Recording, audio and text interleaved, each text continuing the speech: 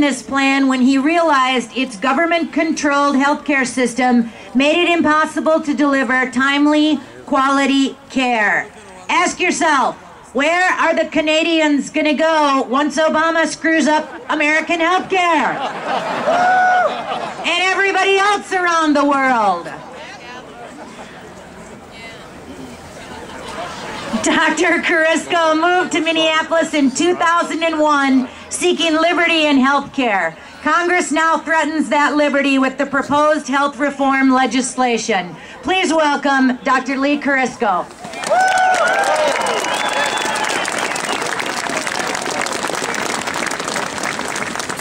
As Sue mentioned, I'm a Canadian physician living and working here in Minnesota.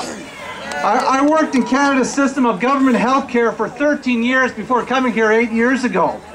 I used to be a staunch believer in government health care, but I no longer hold that view. I had a recent epiphany about how much I've changed ideologically. Born, raised, and indoctrinated in ultra-liberal Canada, here I am speaking with fellow right-wingers on the foibles of government health care. I was medical director of diagnostic imaging for Thunder Bay Regional Hospital in Thunder Bay, Canada. The average wait time for specialty services in Canada is 17.3 weeks. Our waiting time for a CAT scan was 7 months long. For an MRI scan, it was 13 months long. And I knew several specialists in other fields that had 2-year waiting lists. The province of Newfoundland has had waiting times as long as 2.5 years for MRI scans.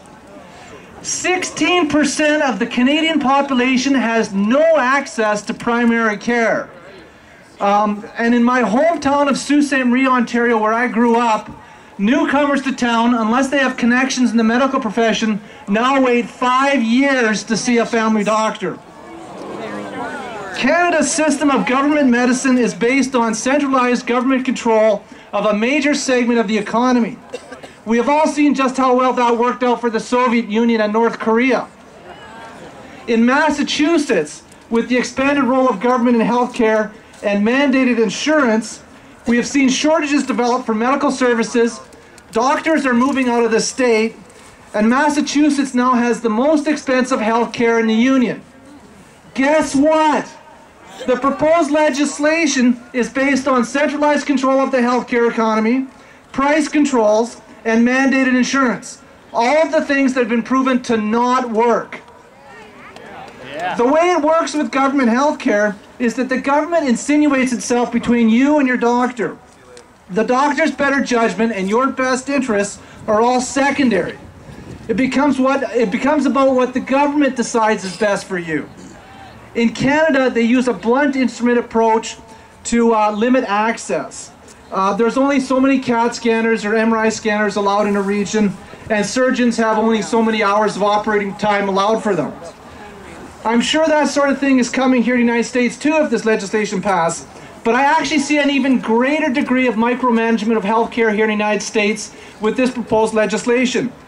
The government wants to specify in detail how your doctor practices and cares for you, as if the government knows all of the nuances of your medical case. It's ridiculous. Canada's system of government health care was formalized at the federal level in the Orwellian year of 1984. The legislation was called the Canada Health Act. It was 13 pages long, and look at the damage it did. The currently proposed legislation is thousands of pages long and hundreds of times more complex than the Canada Health Act. Furthermore, there's going to be over 100 new federal bureaucracies created. How can this possibly be good? Kill the bill.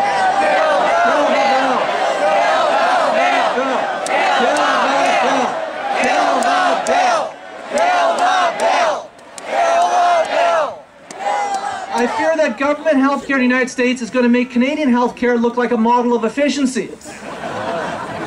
Government health care is about increasing government power and reducing personal liberty. It is about controlling you. Sure, there are some legitimate problems with health care in the United States, but they can be vastly improved with simple measures that put decision-making power into the hands of individuals working with their physicians.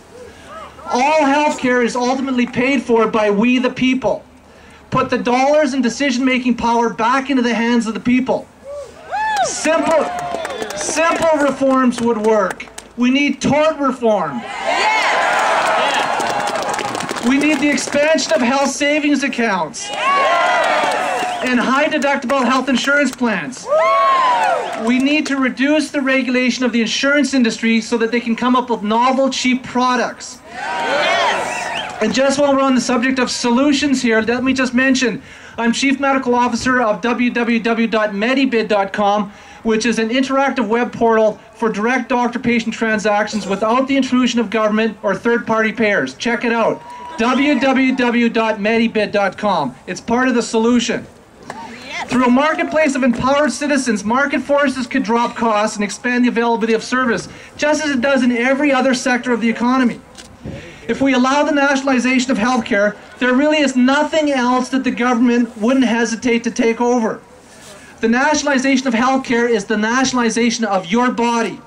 In my book, Health Reform, The End of the American Revolution, posed as a question, I make the point that when the people get to the point where they're okay with government determining the type, quality, amount of healthcare that they're allowed to have, they will have given up on the original values of the American Revolution, which were life, liberty, and the pursuit of happiness. Vladimir Lenin himself said, government medicine is the keystone of the socialist state. Ronald Reagan, decades ago, warned the American public against government medicine. He was right. I've been there. I've lived it. I grew up in it. He warned against dangerous liberal ideas and not to take the last step into 1,000 years of darkness. Many people get a false sense of security and comfort from the idea of government health care. But Benjamin Franklin said it best. Those who give up essential liberty to purchase a little temporary safety deserve neither liberty nor safety. Thank you. Thank you.